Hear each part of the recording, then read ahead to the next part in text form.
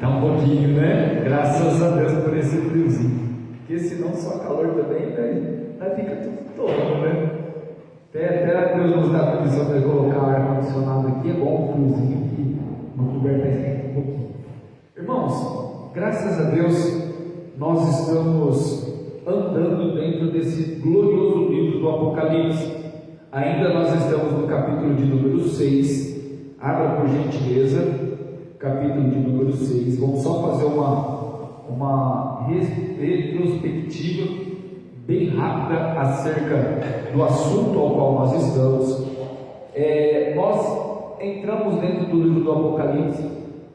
O livro do Apocalipse apresentou quem que é o Deus da igreja, apresentou quem é o Cordeiro de Deus, e apresentou que hoje o Cordeiro que foi imolado, que foi morto, ele já não é mais aquele Cordeiro emudecido, mas o Cordeiro de hoje já é o nosso leão da tribo de Judá. Então o livro do Apocalipse já começa Deus dando testemunho de quem verdadeiramente é o nosso Salvador, o nosso Senhor Jesus Cristo.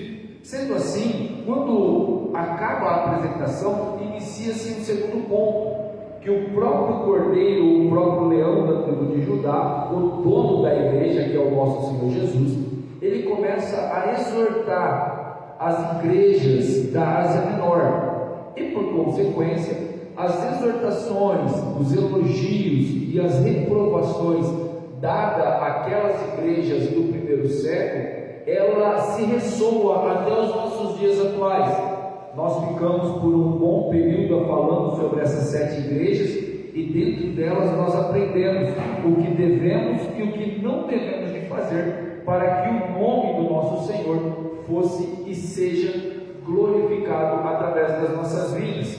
E quando nós acabamos o capítulo de número 3, nós então empenhamos dentro do capítulo de número 4. E dentro do capítulo de número 4, nós apresentamos a clara evidência do arrebatamento da igreja, quando João é chamado para subir e mostrar, o anjo mostraria as coisas que depois das exortações às igrejas, deveriam de acontecer. Então, dentro do capítulo de número 4, nós vimos uma ilustração maravilhosa do trono de Deus. Nós vimos os 7 anjos, nós vimos os 24 tronos, nós vimos o mar de vidro, nós vimos ali dentro o arco celeste, os raios saindo.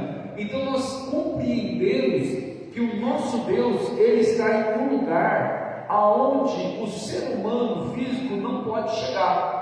Então que há a necessidade de ter uma transformação. Por isso que a igreja será arrebatada, tirada a força de dentro do mundo, porque eu e você, com esse corpo físico, nem o nosso Deus nós poderemos ver, mas se nós formos retirados dessa terra, arrebatados, a Bíblia nos diz que esse corpo que é mortal se tornará em um corpo imortal, e é isso que é corruptível, se revestirá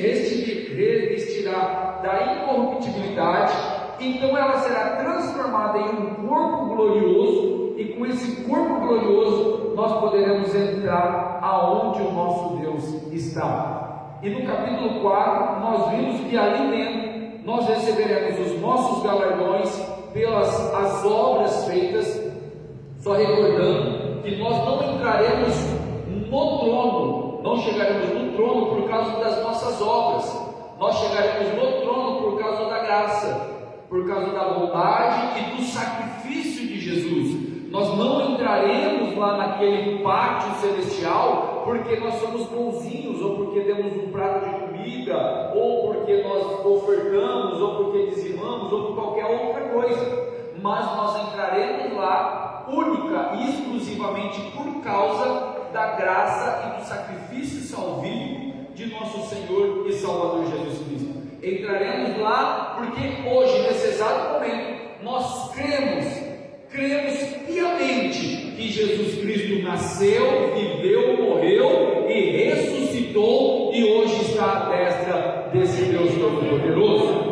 Então, sendo assim, no capítulo 4 nos ilustrou tudo isso. E quando nós chegamos no capítulo 5, nós vimos João chorando.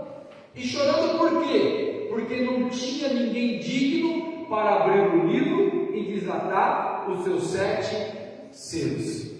E quando João chorava porque não tinha quem abria esse livro, de repente a Bíblia fala que um anjo forte apareceu e falou assim: João, não chores mais, porque este é digno de desatar os selos.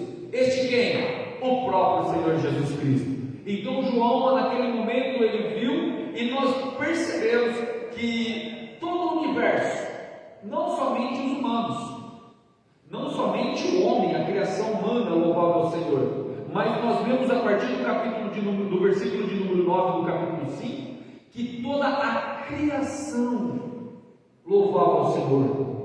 Não era só o homem, mas era todos os anjos, era toda a natureza, era tudo aquilo que nós nem imaginamos que existe e que estava louvando. A Bíblia fala que eram milhares de milhares e milhões de milhões, que toda a criação, que as milícias louvavam e exaltavam o Cordeiro, porque somente o Cordeiro é digno de toda a honra, a glória, a louvor e a adoração. Os 24 anciões que tinham as suas coroas vestidas nas suas cabeças, a Bíblia fala que eles arrancavam da sua cabeça e jogavam aos pés daquele que é digno de louvor. Aquele que tinha glória se humilhava diante daquele que verdadeiramente tem toda a glória aos seus pés.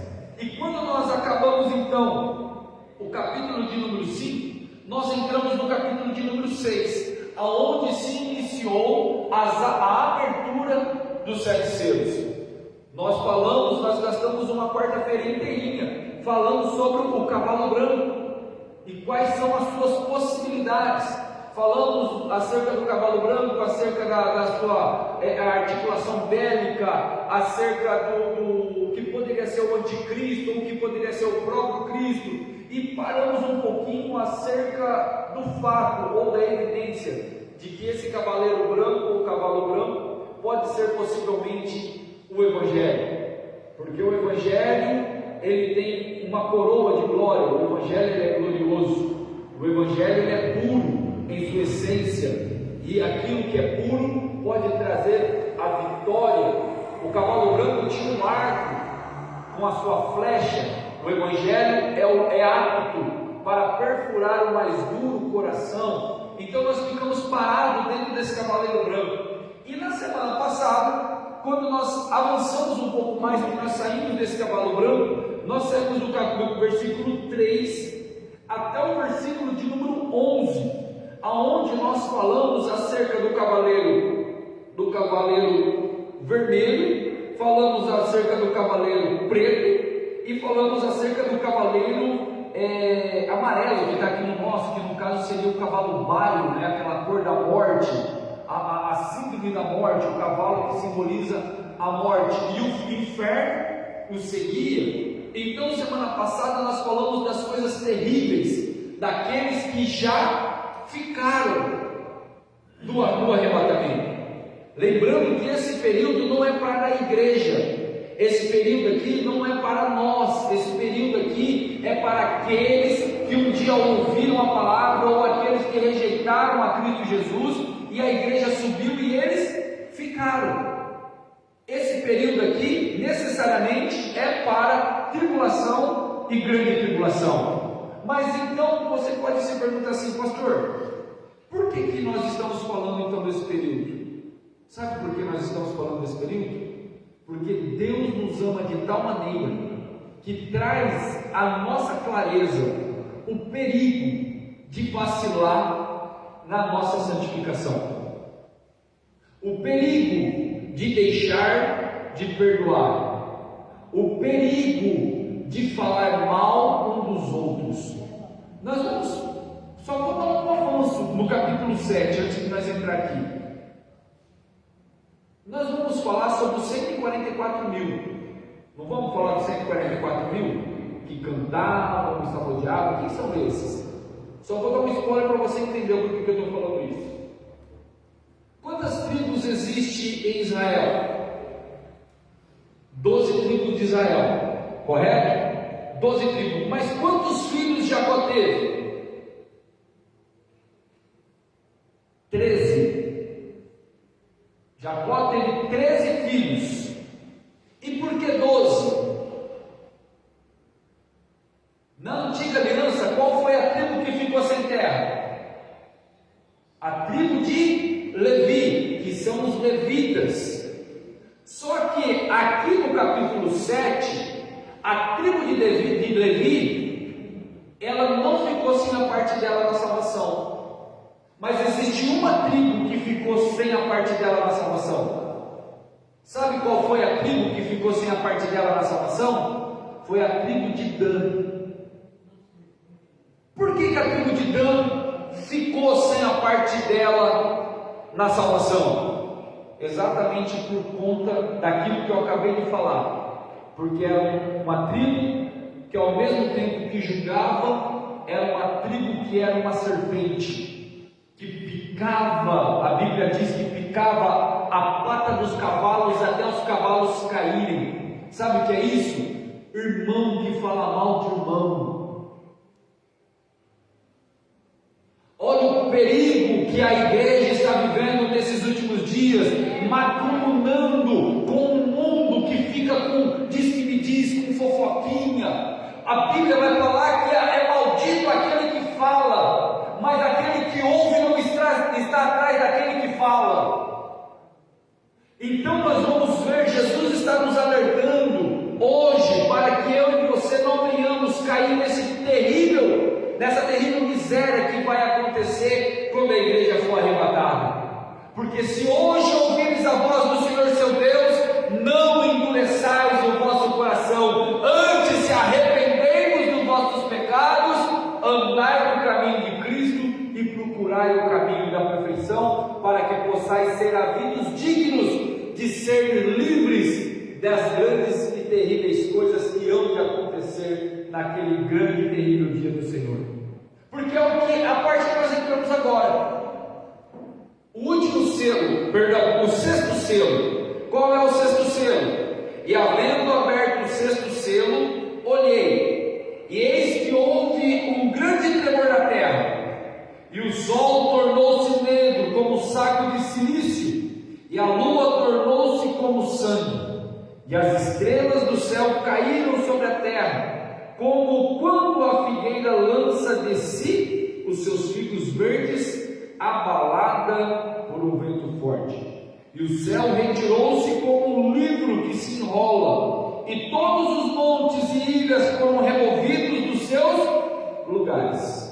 Meu Deus do céu! Irmãos, no período da tribulação, agora nós estamos entrando na ira do Cordeiro. A igreja não participará da ira do Cordeiro, correto? Porque a ira do Cordeiro é para os ímpios. E esse momento aqui, a ira estará sendo derramada sobre os filhos da desobediência. A ira do Cordeiro não é a condenação. A ira do Cordeiro ainda não é condenação. Por quê? Porque nós vamos ver que no período da tribulação existirá salvos. Lembra que eu falei aqui para vocês já que dentro da tribulação e da grande tribulação existirão pessoas salvas? Quem são essas? Os 144 mil, os remanescentes, que nós vamos falar daqui um pouquinho. Então haverá salvação, mas eles não estão isentos da tribulação. E a ira do Cordeiro é a favor da tribulação e da grande tribulação. Notem comigo. Havendo aberto o selo, olhei e eis que houve um grande temor na terra. O que vai acontecer na terra? Uma grande catástrofe. Agora aqui já é algo físico, já é algo na terra, porque a terra, bom, nós estamos falando de tremores aqui embaixo, né? E pessoas já estão ficando apavoradas por causa de tremores de 2, 3 na escala Richter. Agora imagine nós, ou imagine vocês, todos nós, aquelas pessoas que passaram por um terremoto de 7 na escala Richter. Imagine aqueles que passaram por um grande tsunami. que deu um terremoto no meio do mar e veio e morreu centenas de milhares de pessoas. Imagina o pavor daquelas famílias vendo aquela água, aquela terra passando. Imagine a terra tremendo. Nós vimos na Síria agora há poucos dias atrás prédios tombando e uma catástrofe gigantesca, pessoas, pai e mãe sofrendo aflições, e nós distantes às vezes sentimos as aflições deles. Agora imagine isso em uma escala global. A Bíblia está falando que haverá tremor na terra, e o sol, não somente o tremor será tão forte que o sol vai se tornar negro por causa dos sacos como o saco de Sírios, e a lua tornará em sangue. Imagine a catástrofe global que vai acontecer no mundo. O tremor vai ser tão forte, a magnitude vai ser tão forte, que poeira se levantar ao ponto de ofuscar o sol, e a terra sem o sol, meu irmão, cria-se devastações terríveis dentro da agronomia. A água vai se tornar turva. Hoje, se alguém toma uma água um pouquinho maçaloba, já passa mal. Agora imagine água turva. Imagine há especialistas que falam que esse terremoto vai ser tão grande. Você já ouviu falar aqui já do aquífero Guarani? Monte Alto pega o aquífero Guarani, ele é gigantesco, é a fonte, uma das reservas naturais de água potáveis maiores do mundo, se não for a maior do mundo. Eu acho que é a maior do mundo, o aquífero Guarani. Ela pega Ribeirão Preto, pega Monte Alto, pega toda essa região, que ela é gigantesca. Imaginem essa fonte de água sendo contaminada com petróleo, contaminada com aquelas coisas frutíferas de dentro da terra. O ser humano começará a ter problemas na sua saúde com muito mais constância. O sol se escondendo, a fotossíntese ela se torna menor. As pragas, os fungos que morrem por causa da luz do sol, eles começaram a ganhar mais força. Então a agronomia será afetada. A agronomia sendo afetada, os animais começarão a ser afetados. Os animais sendo afetados, o homem começa a ser afetado. Então começará a ter uma catástrofe gigantesca global no mundo. A terra vai tremer. A lua, irmão, você sabe qual é a função da lua na terra? Se a lua estivesse 10 metros mais perto da terra, especialista fala que a maré inundaria a terra 2 vezes por dia. A lua está na posição certa e exata, não por acaso, como alguns dizem. Não, é tudo obra do acaso. Obra do acaso é uma pipoca. É impossível não ter uma mente engenhosa, inteligente por trás da criação, porque toda a organização do mundo é milimétrica. É muito além de milímetros, nanopartículas, é muita coisa para ser a obra do acaso. Não, meu irmão, o sol está na posição certa, porque se ele tivesse um pouco mais avançado, eu e você seríamos torrados. E se o sol tivesse um pouquinho mais adiante, nós estaríamos congelados. O sol está na posição certa, no lugar certo, porque tem um que sustenta. Toda a criação é sustentada por causa de Deus, por causa do Criador. O universo está sendo... Sabe o que significa a palavra cosmos? Posso assustar vocês agora? Todo mundo tem uma, né? Posso assustar vocês agora? Vamos lá. Satanás caiu. Não caiu? E aonde ele caiu?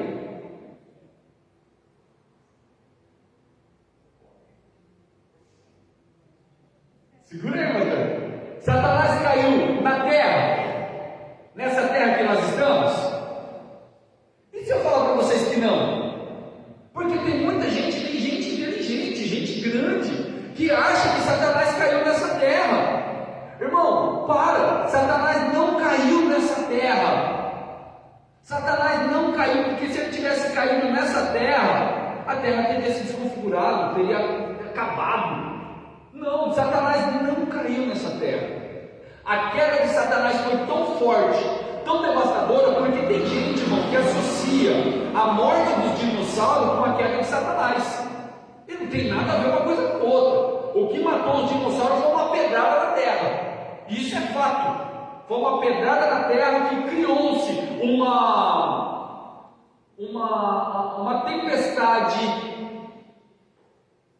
tempestade química que tampou, que vai acontecer aqui, que tampou o sol por anos e acabou a fotossíntese. Aí os animais herbívoros morreram. Aí os animais herbívoros acabou, os animais carnívoros morreram. Aí depois se extinguiu. Então os dinossauros. Não foi só por causa da pedrada que tomou a terra, mas foi por um monte de fatores. É a mesma coisa que vai acontecer com a catástrofe natural. Então, pastor, aonde que Satanás caiu? Satanás caiu dentro do templo. Eu e você não somos presos a essa terra, porque já se mostrou que pode sair para fora dessa terra. O homem incluso, sabe, está gravando aqui, não está? Por quê? Porque tem alguém fora da terra, está na atmosfera lá, tem um pessoal que está trabalhando com satélites, tem como chama aquele negócio do satélite que fica lá os astronautas? Como chama? Não pelo foguete, mas é como se fosse uma cidade deles lá, que fugiu o nome da cabeça aqui. Não sei, então, estação espacial, tem uma estação espacial lá, está fora da Terra. O ano que vem já estão programando para voltar para a Lua. Então, irmãos, esse negócio de terra plana já acabou, né? Tem muita crente ainda que acha que a Terra é plana, só porque fala de 4 cantos. Não, a Terra não é plana, a Terra é redonda. Cai nessa daí não. Então o homem já não está preso nessa terra. O homem já mostrou que pode sair dessa terra. Só que o homem, ele não consegue sair da onde? Do tempo. Você não consegue voltar no passado.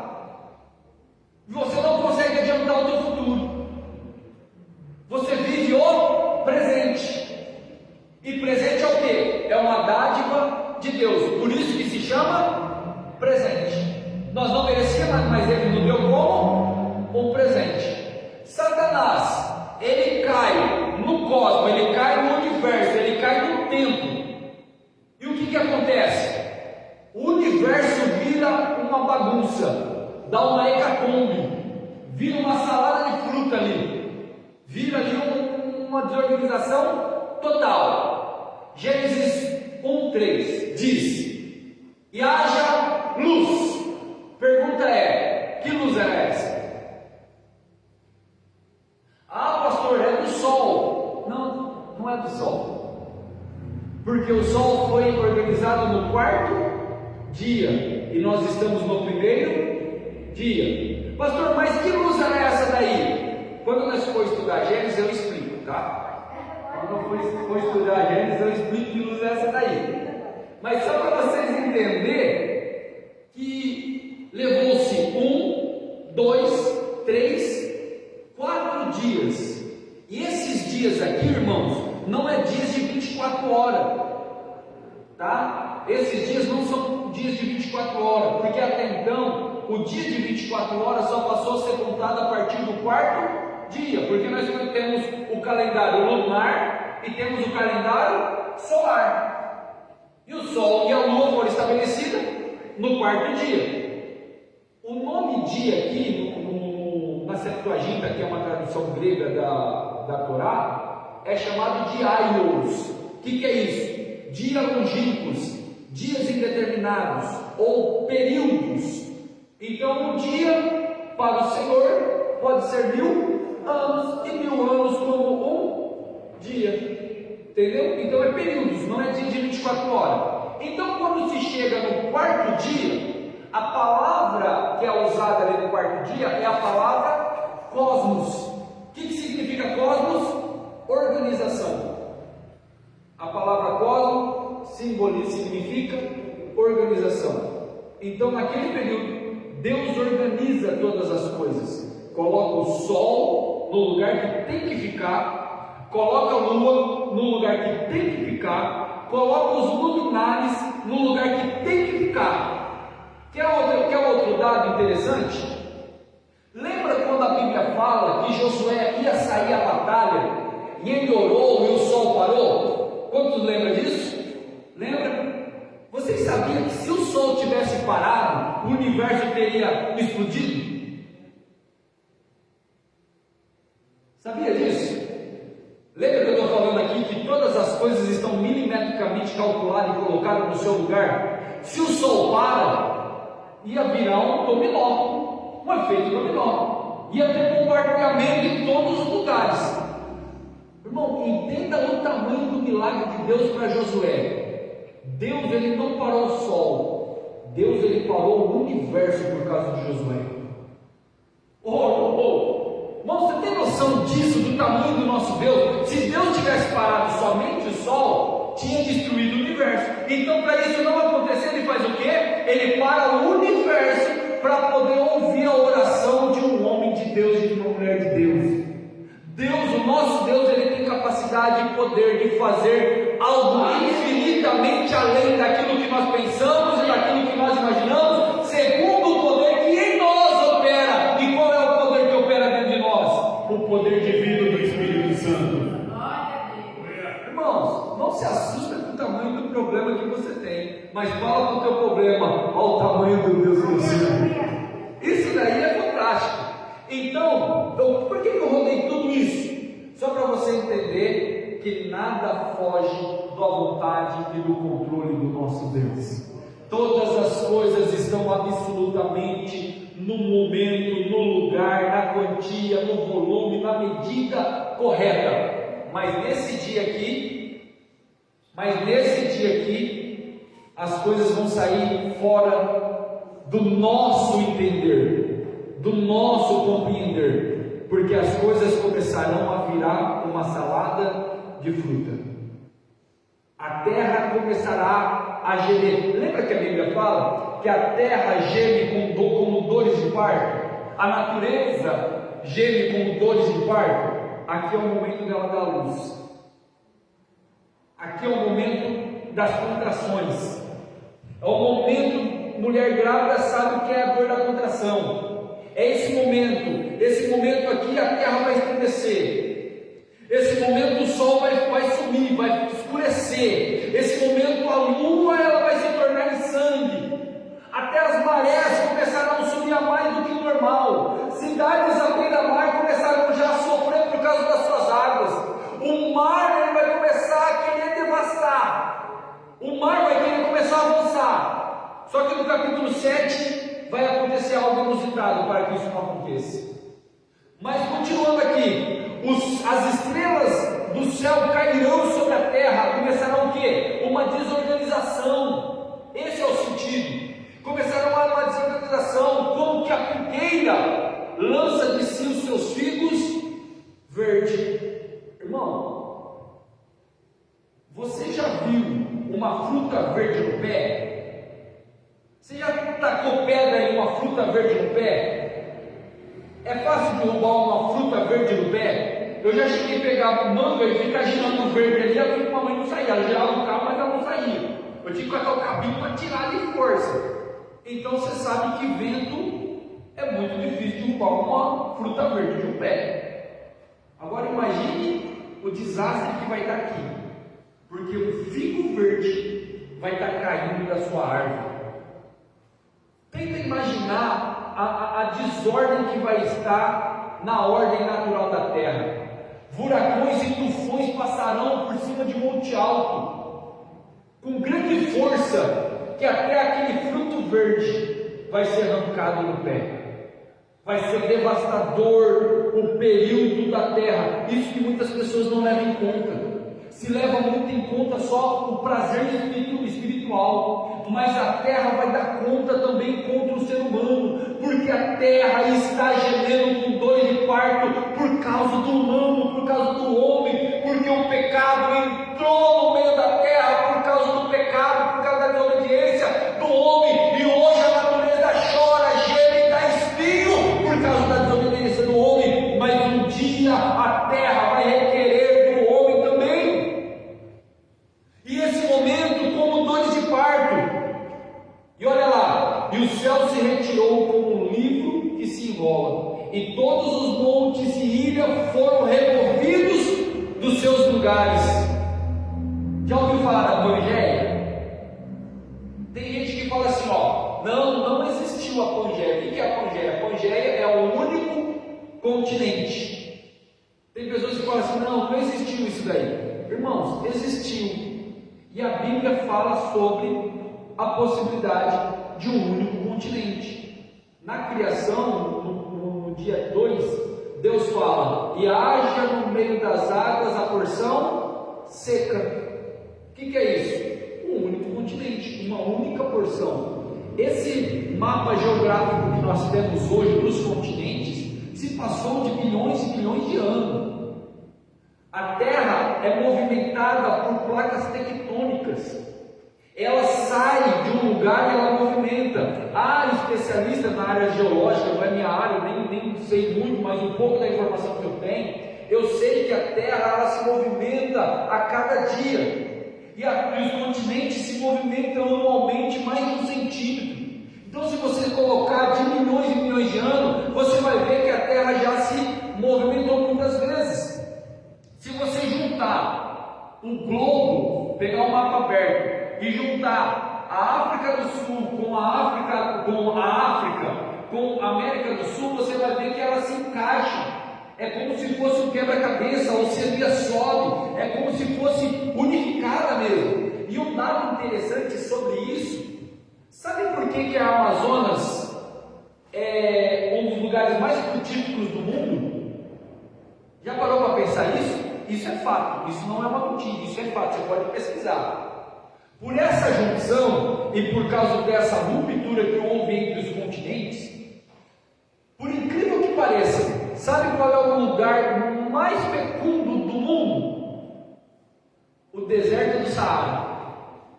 É onde que existe as maiores proteínas de fertilidade do mundo na Terra. O que acontece?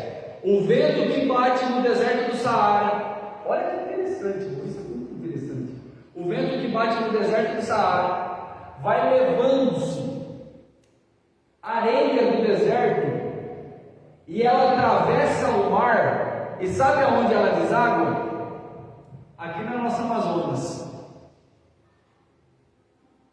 A fertilidade da Amazonas não é da Amazonas em si, mas porque ela sai lá da areia do deserto do Saara, atravessa o oceano e ela deságua dentro da Amazonas. Se você pegar as rochas que tem em volta da beira-mar do Brasil e pegar lá da África do Sul, você vai ver que é as mesmas rochas, é a mesma qualidade de minério. Então a própria geologia, a própria ciência mostra que existia um único continente, condizente com a Bíblia.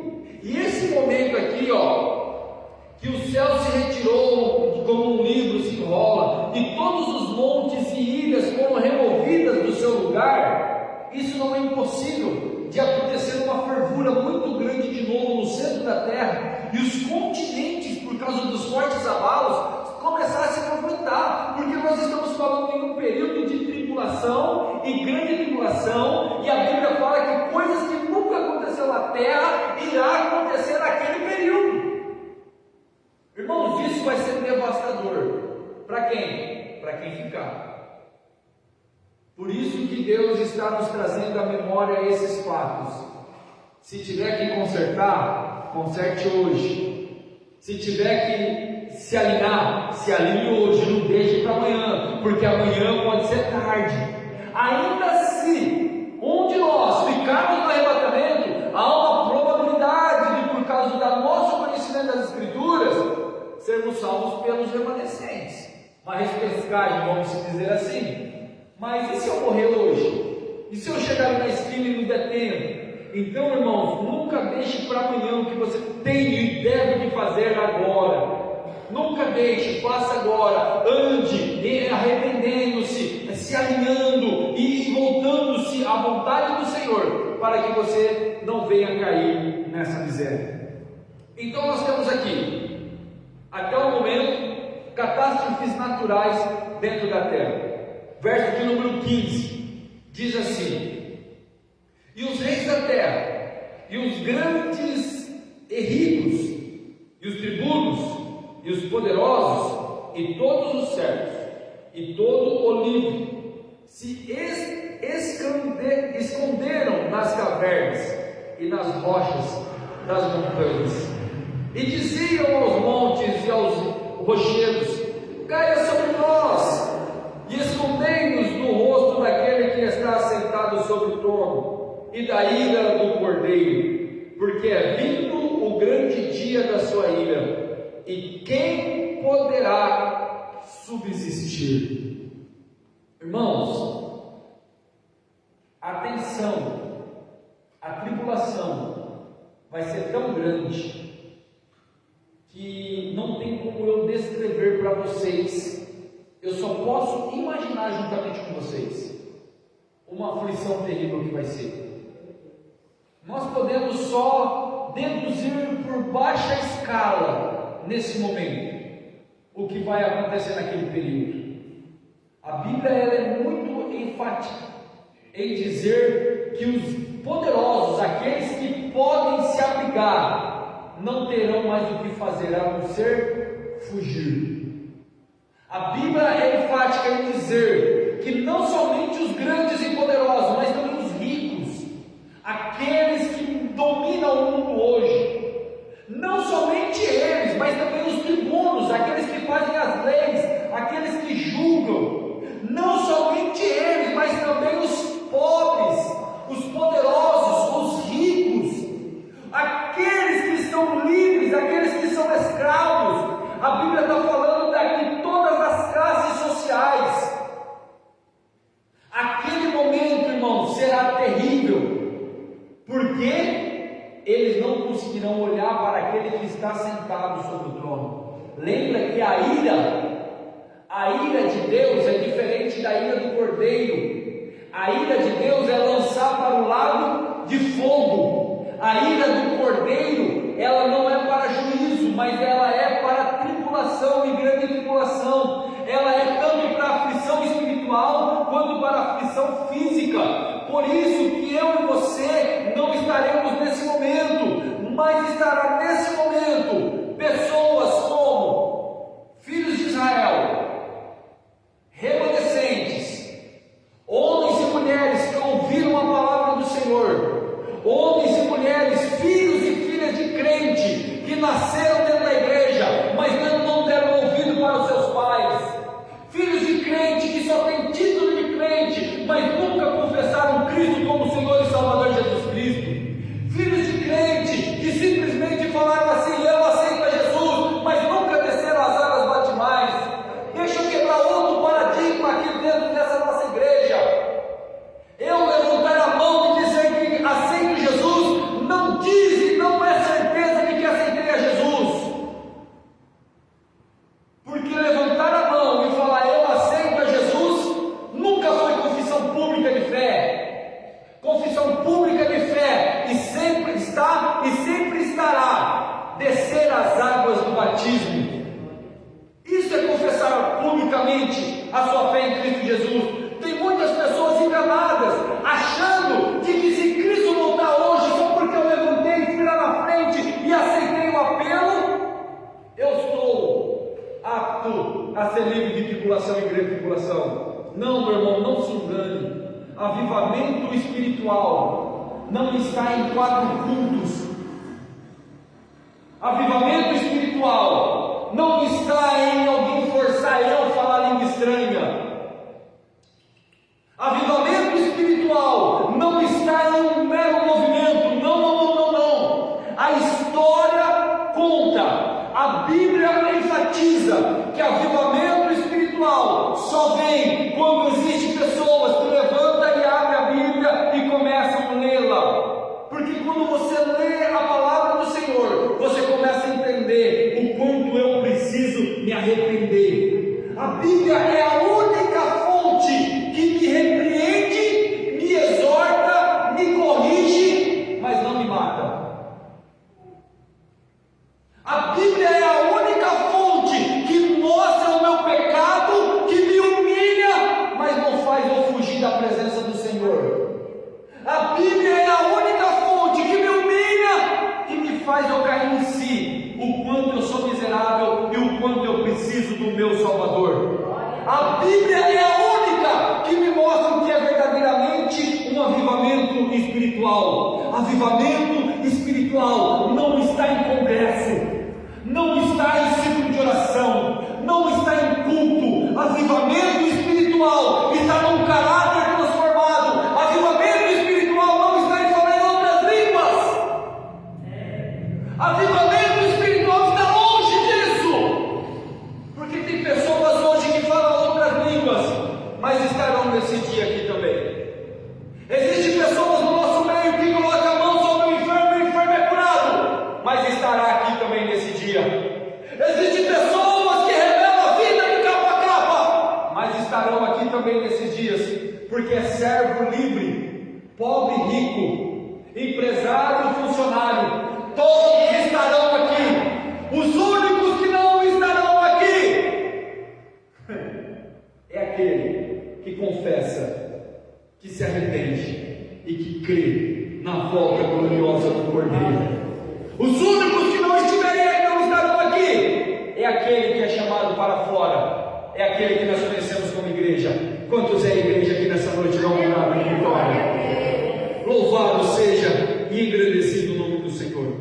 Olha só o que eles dizem: e diziam aos montes e aos rochedos: caia sobre nós, e escondei-nos no rosto daquele que está sentado sobre o trono e da ira do Cordeiro, porque quem poderá subsistir?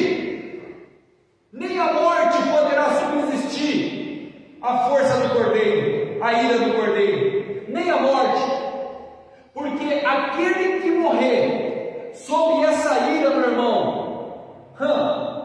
ai daquele, a Bíblia, daqui a pouquinho nós vamos ver 3 ais falando sobre aqueles que caíram nessa ira.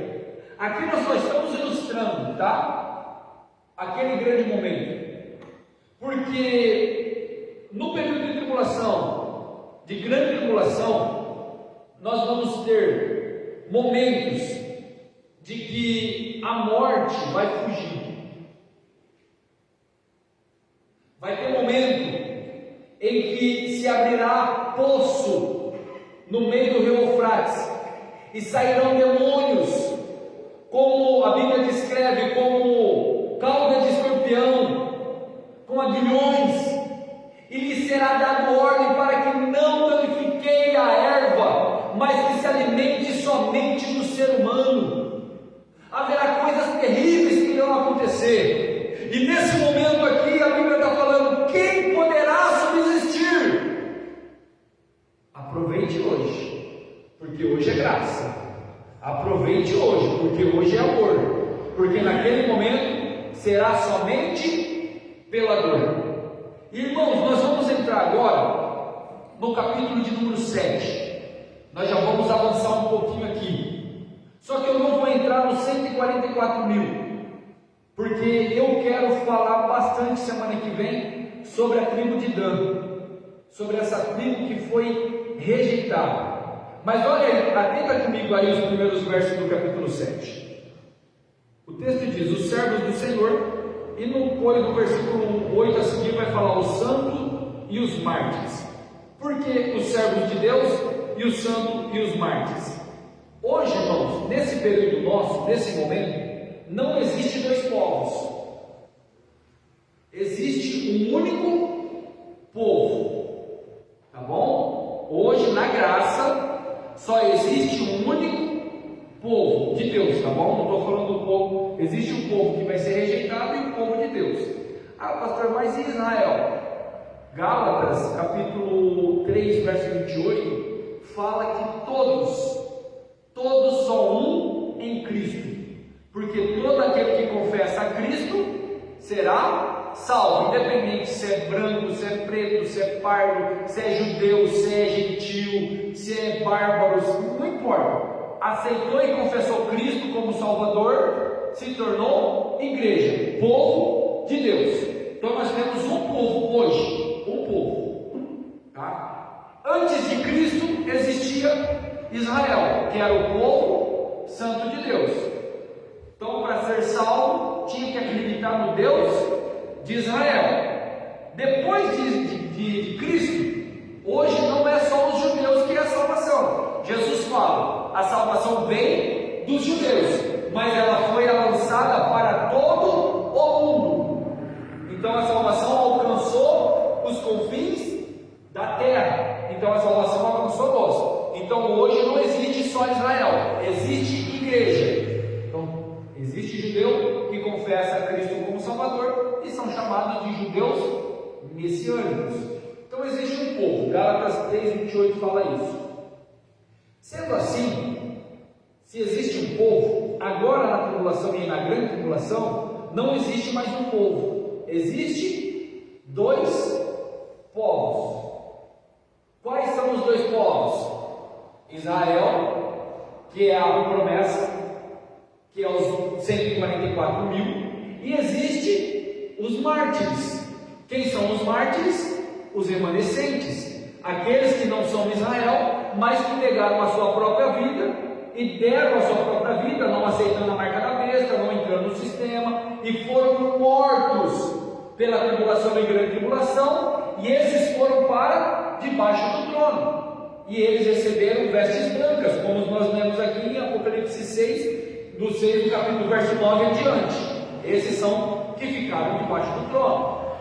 E olha só, e depois destas coisas, vi 4 anjos, que estavam sobre os 4 cantos da terra, retendo os 4 ventos da terra, para que nenhum vento soprasse sobre a terra, nem sobre o mar, e nem contra árvore alguma.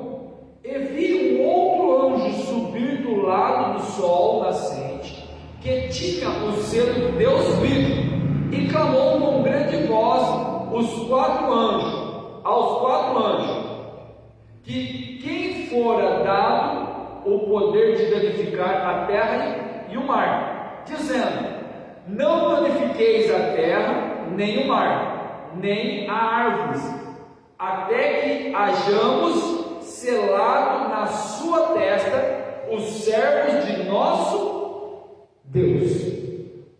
Então vamos lá. Depois dessas coisas vi 4 anjos, que estavam sobre os 4 cantos da terra. O que está simbolizando aqui? Está simbolizando que os anjos estão responsáveis para deter a manifestação terrestre por um período. Qual período esse? Período necessário para selar os filhos de Deus dentro da tribulação.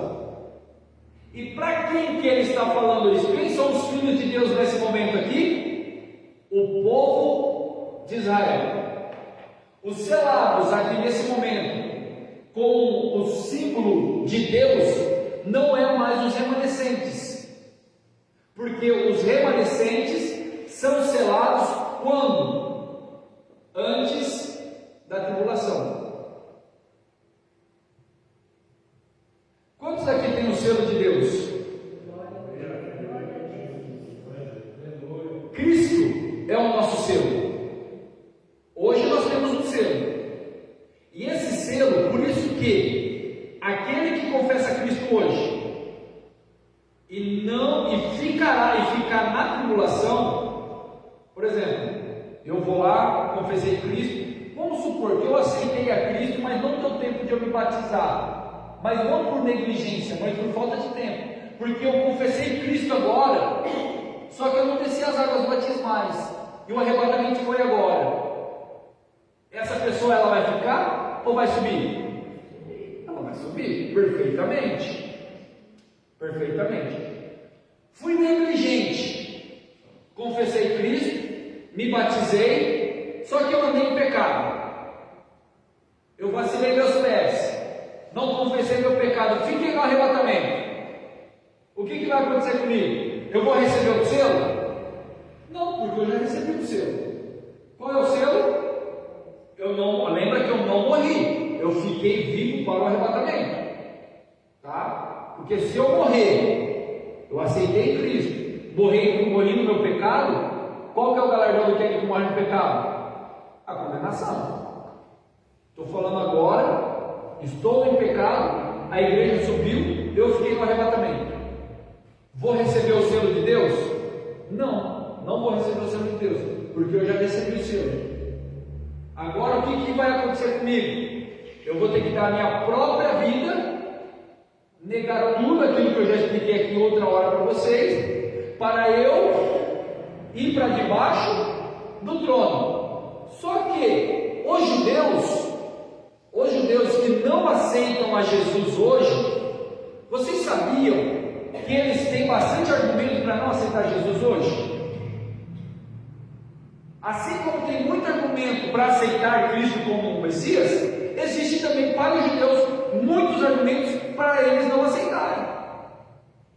Vocês sabiam que dentro dos 5 primeiros livros da lei, que é chamado de Torá, não se fala de um Messias que ia morrer como um cordeiro mudo? Vocês sabiam disso? Só se fala de que o Messias é um cordeiro mudo de Josué até Malaquias. A Torá, os 5 primeiros livros da lei, mostram o Messias montado num cavalo branco. Mostram o Messias com uma espada desembaiada. Os 5 primeiros livros da lei mostram o Messias que veio para vencer e ser vitorioso.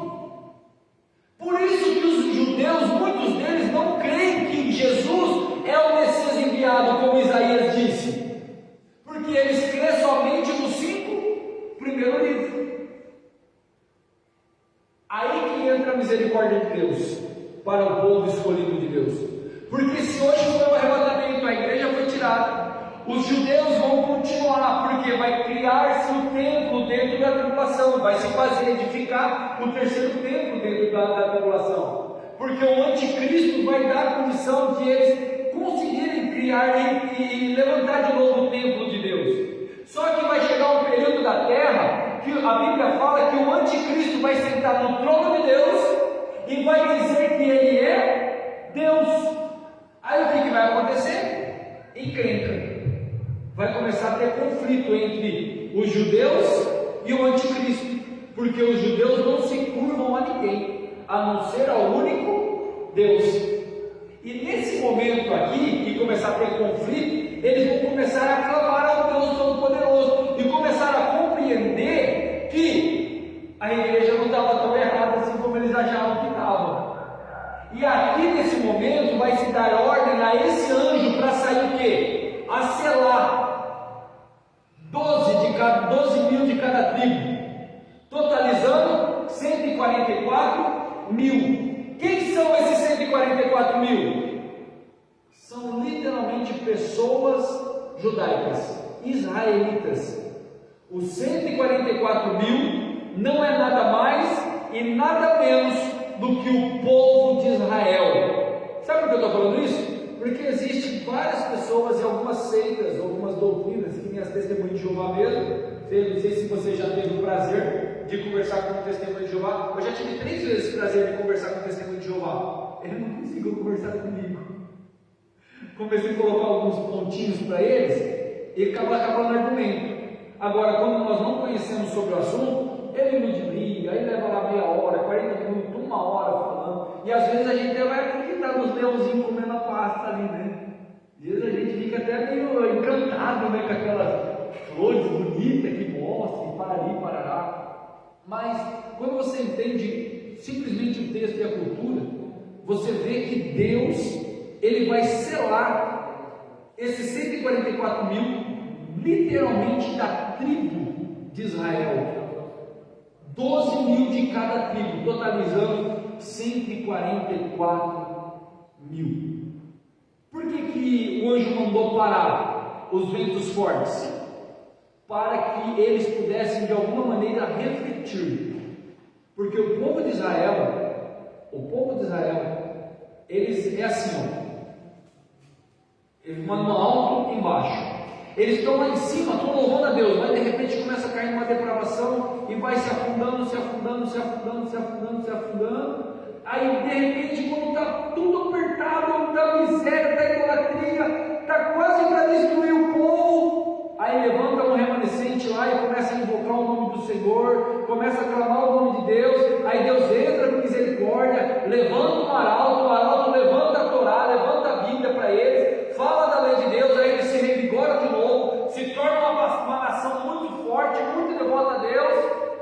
passa-se os anos, começa a declinar de novo. Repara a história, lê a Bíblia para você ver. É sempre de altos e baixos. Altos e baixos, altos e baixos. Então Deus vai cessar para que eles venham entender que é necessário agora eles passarem por uma grande tribulação. Sabe por quê? Qual que é o Messias que eles estão esperando? Montado num cavalo branco, não é? E quando é que esse Messias vai vir montado num cavalo branco? No final do período dos 7 anos da tribulação. Quando tiver quase tudo se exterminando, eu e você, junto com Cristo, desceremos das bodas do Cordeiro, e junto com Cristo pararemos nas nuvens, e Jesus descerá sozinho, e ele pisará no monte das oliveiras, e o monte se findará, e ele mesmo falará: eu sozinho pisarei no lagar, para vingar aqueles que são contra o povo do meu Deus. Então nós estamos vendo aqui nesse exato momento, que Deus está no controle de tudo. Deus sabe o quanto será selado, o quantos vão morrer, o quantos vão nascer, o quantos serão salvos. E quando isso acontecer, eu e você estaremos juntamente com Deus.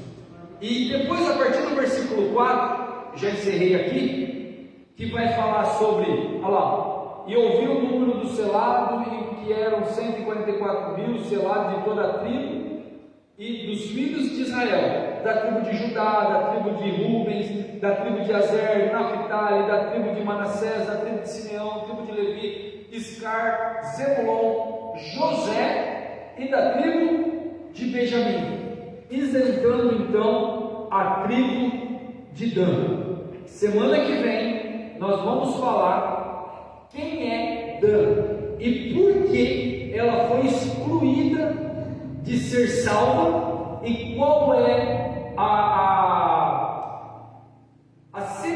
semelhança dela conosco hoje e o que devemos de evitar para nós não ficarmos nesse grande arrebatamento. Irmãos, convide, chame. Faz dias, antes de nós termos aqui esse Aviva Mundial que foi uma bênção que nós temos, já fazia uns 40 dias que Deus estava colocando no meu coração o seguinte: ensina para o povo que é um avivamento, e aquele que quer ser selado com o Espírito Santo e quer receber novas línguas, ensina eles. Só que eu fui por parte negligente, porque eu não falei nada com vocês e nem apresentei aquilo que Deus tinha colocado no meu coração. Só que eu estava achando que era negligente, só que eu precisei ver certas coisas para mostrar para vocês o que é um verdadeiro avivamento, e o que é ser selado pelo Espírito Santo, e o que é falar em outras línguas. Não deixe de vir semana que vem, que nós vamos falar sobre esse assunto, que é muito importante, porque somente subirá ao arrebatamento aquele que tiver o selo do Cordeiro na sua vida. Aquele que não tem o Espírito Santo não será arrebatado. E o que é ter o Espírito Santo? Vem quarta-feira que nós vamos aprender sobre isso. Amém, meus irmãos? Glórias a Deus. Então amanhã haverá ensaio, escola bíblica e oração com os nossos jovens. Irmãos, os jovens estão querendo fazer aqui uma madrugada com Cristo. Eu achei fantástico, tá? Então a Letícia, o Vinícius vai conversar com os pais para ver se vocês liberam os seus filhos para estar juntamente conosco. Eu vou estar aqui, tá? Vou estar aqui todo momento. Na verdade, eles querem até que eu ensine nessa madrugada com Cristo. E nós vamos começar aí perto da meia-noite e vamos até a hora que Deus achar por bem de nós ficarmos aqui. Eles queriam fazer uma vigília. Eu falei: vocês sabem o que é vigília? Porque o povo não sabe o que é vigília. Eles fazem um culto depois da meia-noite e falam que é vigília. Não, vigília é outra coisa totalmente diferente, tá? Mas não é bem uma vigília, mas também não é um culto. É uma madrugada com Cristo que nós vamos fazer. E eu falei assim para eles: vocês têm coragem de ficar 2 horas orando? A maioria deles falou assim: olha, pastor, tem que ficar de joelho? Eu falei: não, você pode até deitar, você pode ficar do jeito que você quiser, mas você tem coragem de ficar no mínimo 2 horas orando? E a maioria deles falaram que sim. Eu falei: vocês não precisam, eu dirijo oração, falei para eles, Pode ficar tranquilo, eu dirijo a oração. Nós vamos ficar aqui, nós vamos orar, nós vamos louvar, nós vamos falar sobre a palavra de Deus, nós vamos fazer um período aqui de santificação ao Senhor, porque no domingo é um culto com os jovens. Irmãos, vocês vão ver o resultado que vai sair a partir desse momento. Então nós precisamos ensinar os nossos filhos e os nossos jovens a amarem a Deus, e se eles estão com desejo disso, vamos trabalhar junto para a glória do nome do nosso Senhor. Sexta-feira, escola bíblica dominical, noturna, escola bíblica noturna, eu que vou estar dando aula. Nós vamos falar sobre um assunto muito importante, muito interessante, e quem já esteve aqui na escola bíblica dominical sabe que eu desço um pouco mais a corda na escola do que o culto, né? Um pouquinho mais acomodado. Então vem na sexta-feira para nós estarmos aprendendo junto. Sábado, trabalho na sede, trabalho aqui, e domingo pela manhã, oração, escola bíblica com os nossos pré-adolescentes, e à noite, um glorioso culto para a glória do nosso Salvador. Sendo assim, vamos nos colocar em pé, meus irmãos. Vamos então fazer mais uma oração. André, vem cá orar, André. Vem orar para que Deus possa nos levar em paz, debaixo da sua proteção. Agradecer Ele pela oportunidade.